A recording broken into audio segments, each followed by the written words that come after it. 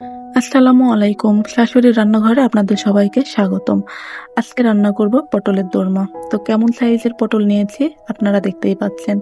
এখন একটা ছুরির সাহায্যে সব পটলগুলো এইভাবে পরিষ্কার করে নেব। তারপরে সব পটলগুলো ভালোভাবে ধুয়ে নেব।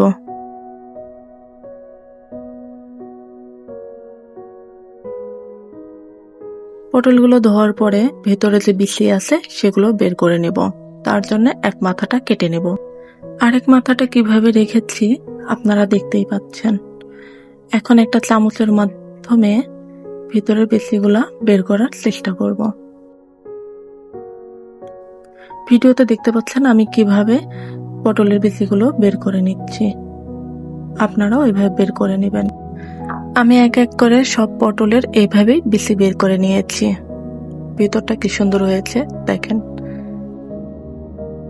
এখন এই পটলের ভেতরে দেওয়ার জন্য পুরটা রেডি করে নেব।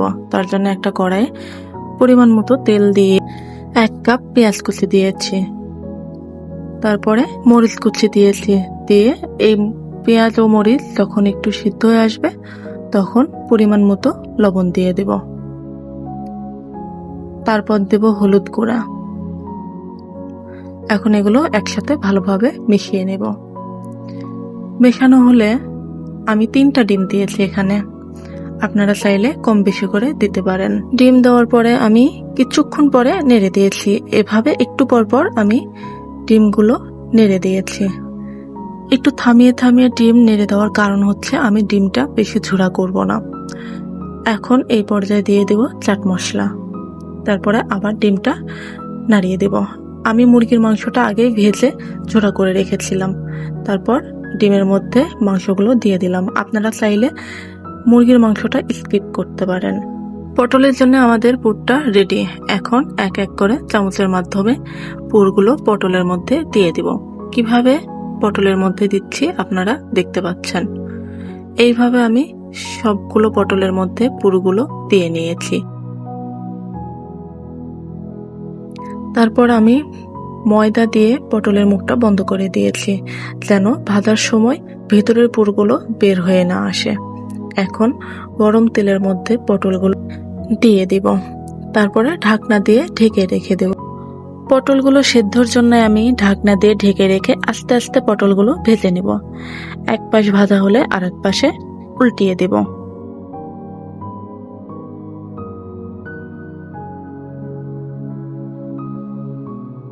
আমার পটলগুলো ভাজা হয়ে গেছে।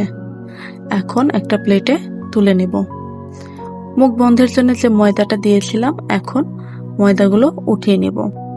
ভাজার সময় কয়েকটা পটলের ময়দা খুলে গিয়েছিল। পটল ভাজার পরে কড়াইয়ে কিছুটা তেল ছিল, সেই তেলের মধ্যে আরেকটু তেল দিয়ে আমি এখন পেঁয়াজ কুচি দিয়ে দেব। দিয়ে একটু নেড়ে নেব। একটু পর আমি পেঁয়াজের মধ্যে 1 চামচ আদা বাটা দিয়েছি, তারপর 1 চামচ রসুন বাটা দিয়ে আবার একটু নেড়ে নিয়েছি। এখন দেব কাঁচা টমেটো পেস্ট। টমেটোগুলো আমি পাটায় বেটে নিয়েছিলাম। টমেটো পেস্ট দেওয়ার পরে একটু নেড়ে দেব। একটু নাড়ার পরে দিয়ে দেব পরিমাণ মতো হলুদ গুঁড়া, তারপর দেব মরিচের গুঁড়া। এখন সব উপকরণ একসাথে ভালোভাবে মিশিয়ে নেব।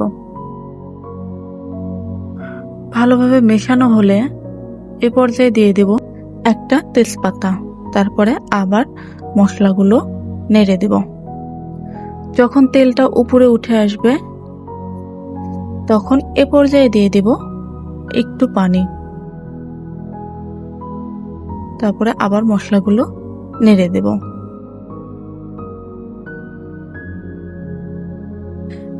পানিটা আমার কম মনে হয়েছে, তাই আরেকটু পানি দিয়ে দিলাম। দিয়ে আবার মশলাগুলো একটু নেড়ে নিয়েছি। পলক উঠলে তখন ভেজে রাখা পটলগুলো এক এক করে সব দিয়ে দেব। সবগুলো পটল দেওয়ার পরে পটলগুলো আবার একটু ভালোভাবে নেড়ে দেব মশলার সাথে, তারপরে ঢাকনা দিয়ে ঢেকে দেব। এইভাবে কিছুক্ষণ রাখার পরে যখন পানিটা শুকিয়ে আসবে এই পর্যায়ে ঝোল দিয়ে দিব, তারপর ঢাকনা দিয়ে ঢেকে দিব। ঝোলটা শুকিয়ে গেলে আমার রান্না শেষ। দেখতেই পাচ্ছেন আমার রান্নাটা কেমন হয়েছে। এখন একটা প্লেটে তুলে নিব। মাশাআল্লাহ, আমার পটলের দোরমাটা কত সুন্দর হয়েছে দেখেন, কি লোভনীয় লাগছে দেখতে, খেতেও অসাধারণ মজা হয়েছিল। চলেন এখন আপনাদের একটা পটল কেটে দেখাই, সিদ্ধ কেমন হলো, ভিতরের পুরটা কেমন আছে।